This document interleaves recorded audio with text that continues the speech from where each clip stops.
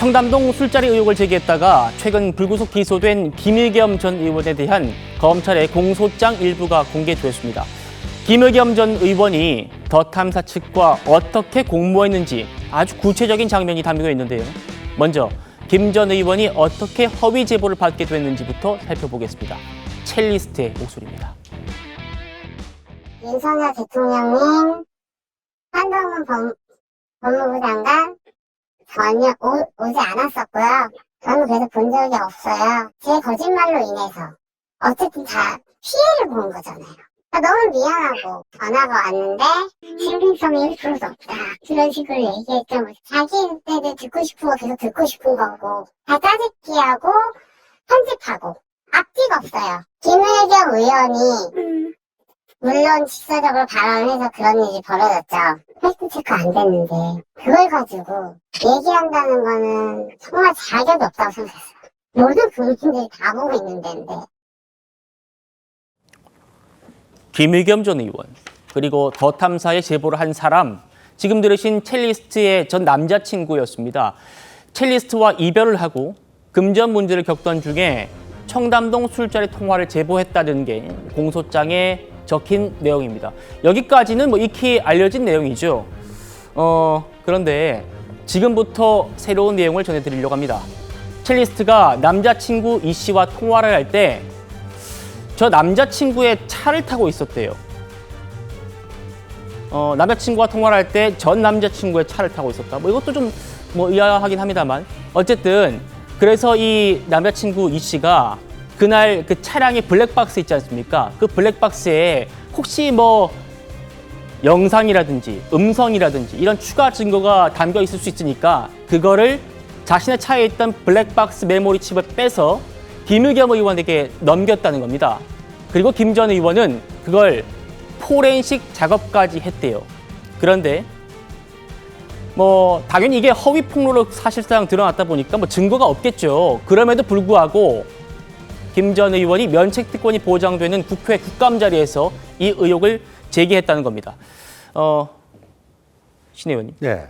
김의겸 의원 기자 출신이지 않습니까? 그렇죠. 그런데 크로스 체크가 안 된 상태에서 폭로했다는 거예요. 그러니까요. 그래서 지금 저게 사건의 선후 관계가 국회 법사위에서 그 최초로 폭로하기 전에 저런 행위를 지금 한 것이라면은 이거는 면책특권 적용이 안 될 수도 있는 경우입니다. 대법원 판례를 보면 명백히 허위임을 알면서도 그 사실을 국회 회의장에서 발언을 하게 되면은 그 면책특권의 적용 대상에서 빠지게 되는 거거든요. 그래서 그 선후 관계 같은 거 잘 살펴보고 거기에 따라서 의유를 해야 될 것 같습니다. 네. 김의겸 전 의원이 단순히 제보를 받는데 그치지 않았다. 받은 증거를 포렌식까지 하면서 했다라는 게 검찰 공소장 내용이에요. 송 대변인님, 변호사 출신께 좀 여쭤봐야 될 것 같아서. 포렌식을 하는 과정에 이 더 탐사 강진구 기자와 소통을 했다. 지금 이게 공소장 내용이거든요. 그러니까 공모 관계가 성립한다는 거군요.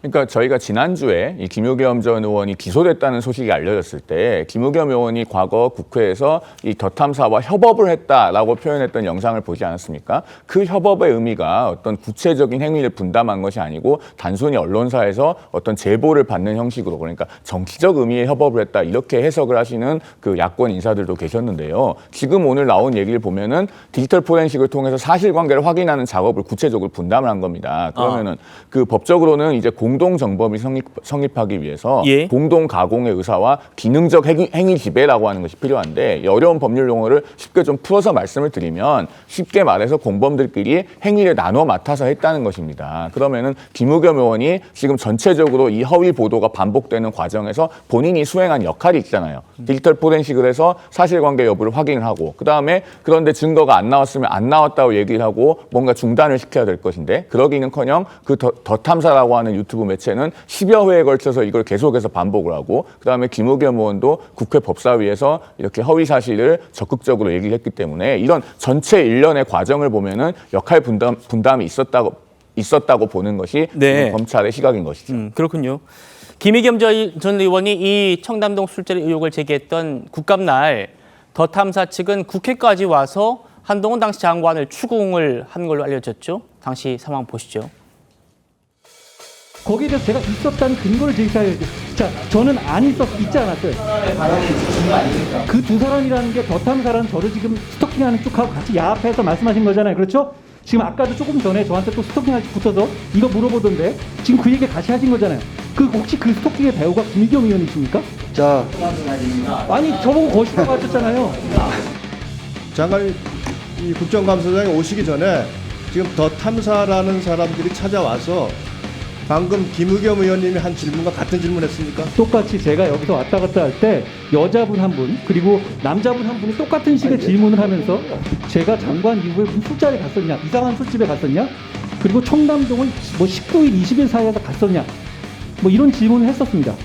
지금 김의겸 의원님이 하신 질문 똑같은 같은 얘기입니다. 내용이네요. 제가 더 탐사하고 같이 협업을 한 건 맞습니다.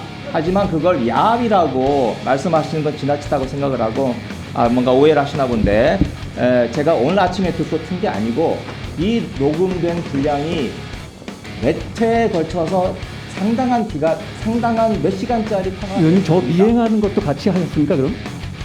저 미행하는 것도 같이 하신 거예요?